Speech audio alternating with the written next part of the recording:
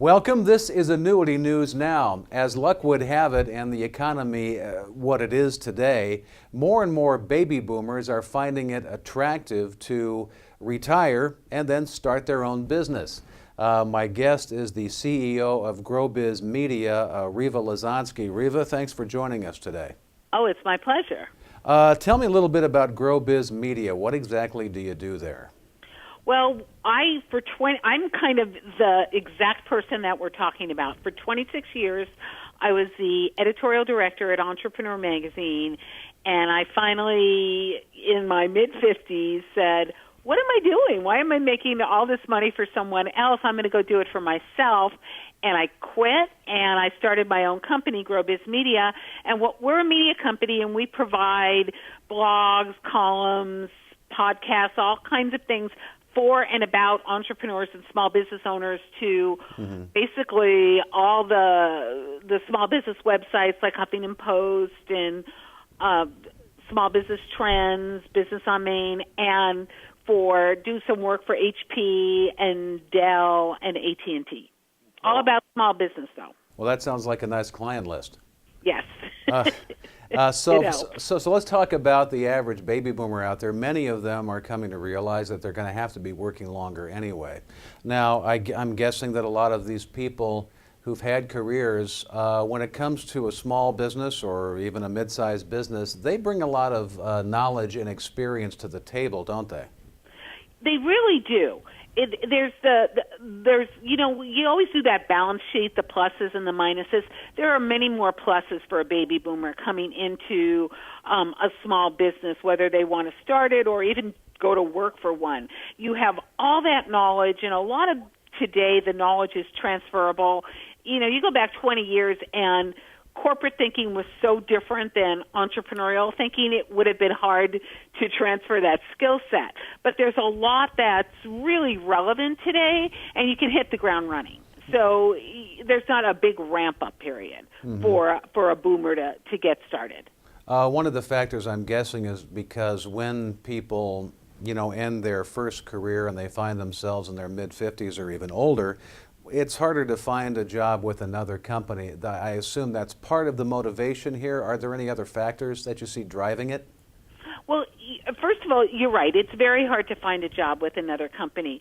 I think also there's fewer companies that have big workforces. When you look at, people talk about job creation and the job numbers, and what we have to factor into all that is it takes fewer people to do what used to be done before because of technology. And so a lot of jobs have just vanished.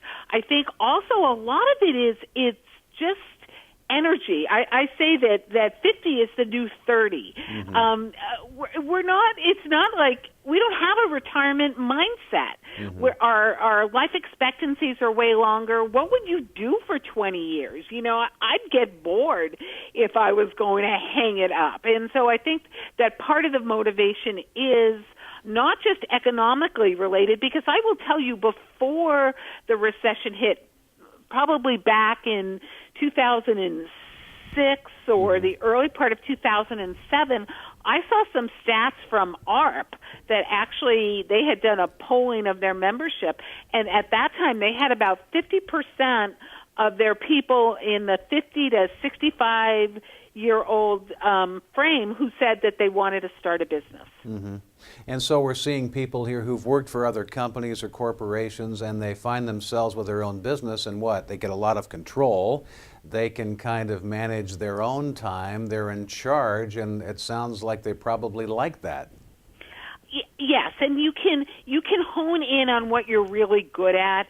And one of the big trends that we're seeing today, which fits perfectly for a boomer, and I just talked to one of the men who runs one of these websites called MBO Partners, but it's sort of the rise. I just wrote about this a few months ago. The rise of freelance nation, and so we have people starting businesses, not necessarily hiring people, even when things get up in and running and there's money, they don't hire an employee, they'll contract it out.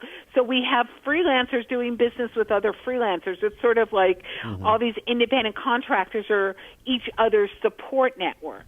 And the gentleman who runs MBO Partners, which is one of these sites that is a place you can go and sign up for, like elance.com is another one. You sign up for what your specialty is, and people will come in and perhaps hire you, and or at least you can introduce yourself to these people looking for people with that skill set. What he said is his fastest growing segment right now are baby boomers. So maybe talk about what you think are probably the hottest sectors or the kinds of businesses that are attracting baby boomers and may be best suited for them. Well, one of the things that a baby boomer might want to consider, which is not necessarily a specific business but a category, is look at franchising.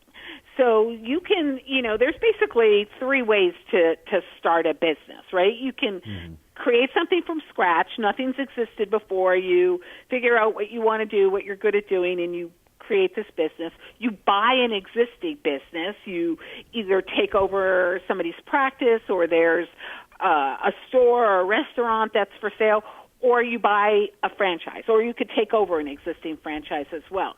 Now, with franchising, again, you should only do something you want to do, that you feel that you're not going to get bored or hate what you're doing, because owning your own business takes so much of your time. But with franchising,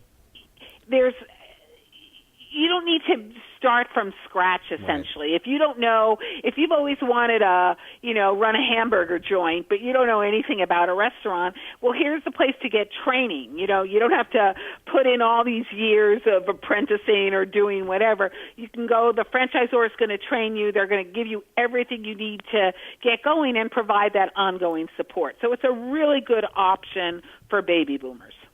Well, Rieva, I appreciate you sharing your time and expertise with it, and you're a good example of what you tend to write about, it looks like. Yes, I live what I write. All right. My guest has been Rieva Lesonsky. She's the former editor of Entrepreneur Magazine. She now has her own gig as the CEO of GrowBiz Media. Rieva, a pleasure. Thank you so much. Thank you.